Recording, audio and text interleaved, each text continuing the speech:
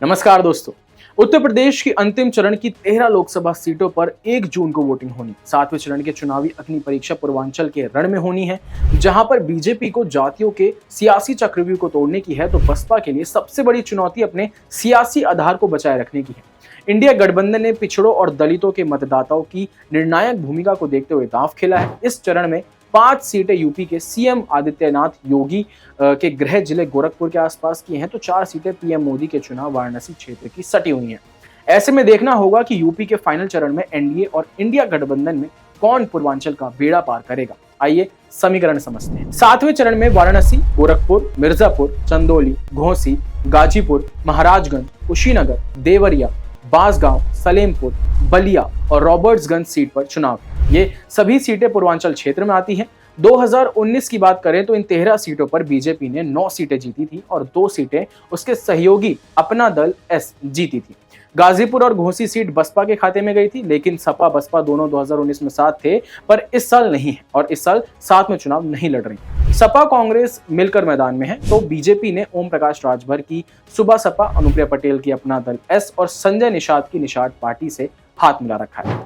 आइए अब एक एक करके समीकरणों को समझते हैं। पीएम नरेंद्र मोदी वाराणसी सीट से एक बार फिर चुनावी मैदान में हैं, जिनके सामने कांग्रेस से अजय राय और बसपा से अतहर लारी किस्मत आजमा रहे हैं। पिछले 3 दशक में 2004 को छोड़ दें तो हर बार बीजेपी अजय रही है। गोरखपुर लोकसभा सीट पर सबकी निगाहें बनी हुई हैं। 3 दशक से बीजेपी का एक छत्र राज कायम है। 1989 से लेकर 2018 तक गोरखनाथ पीठ के पास ये सीट रही है, जिसमें सीएम योगी 5 बार सांसद रह चुके हैं। योगी आदित्यनाथ ने सीएम बनने के बाद सीट छोड़ी तो सपा जीतने में सफल रही थी, पर 2019 में बीजेपी ने इसे वापस ले लिया था। घोसी सीट की बात करें तो घोसी लोकसभा सीट पर 2019 में बसपा से अतुल राय जीतने में कामयाब रहे थे, लेकिन इस बार चुनावी मैदान में नहीं उतरे हैं। एनडीए गठबंधन में घोसी सीट ओम प्रकाश राजभर की पार्टी के खाते में गई है, जहां से उनके बेटे अरविंद राजभर चुनाव लड़ रहे हैं। सपा ने राजीव राय को उतारा है, तो बसपा ने बालकृष्ण चौहान को उतारकर मुकाबले को त्रिकोणीय बना दिया है। कुशीनगर लोकसभा सीट का चुनाव जाति के आधार पर इर्द गिर्द सिमट जाता है।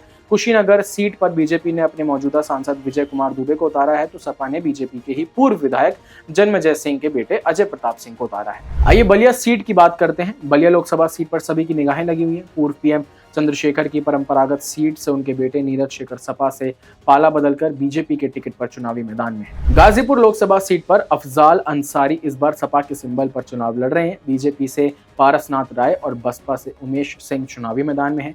गाजीपुर सीट पर चुनाव में मुद्दा अफजाल अंसारी के भाई पूर्व विधायक माफिया मुख्तार हैं, जिनकी 28 मार्च को बांदा जेल में निधन हुआ था। गाजीपुर लोकसभा सीट जीतने के लिए बीजेपी पूरी मशक्कत कर रही है, लेकिन मुख्तार फैक्टर यहाँ पर काफी हैवी माना जा रहा है। चंदौली लोकसभा सीट पर केंद्रीय मंत्री महेंद्र नाथ पांडे जीत की हैट्रिक लगाने के लिए उतरे हैं, लेकिन पिछले चुनाव में बहुत मामूली वोटों से जीत दर्ज किए थे।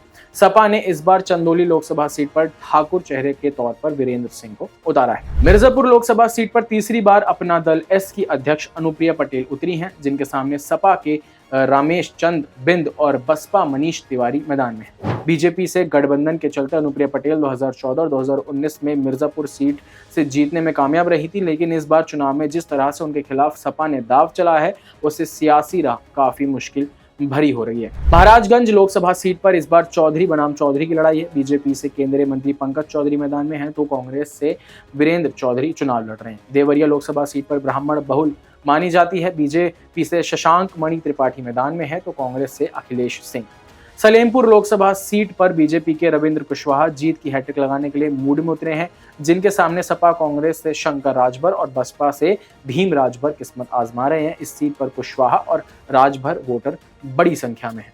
बांसगांव लोकसभा सीट अनुसूचित जाति के लिए आरक्षित है। बांसगांव से बीजेपी के मौजूदा सांसद कमलेश पासवान चुनावी मैदान में है। इस बार बांसगांव की लड़ाई काफी रोचक होने वाली है।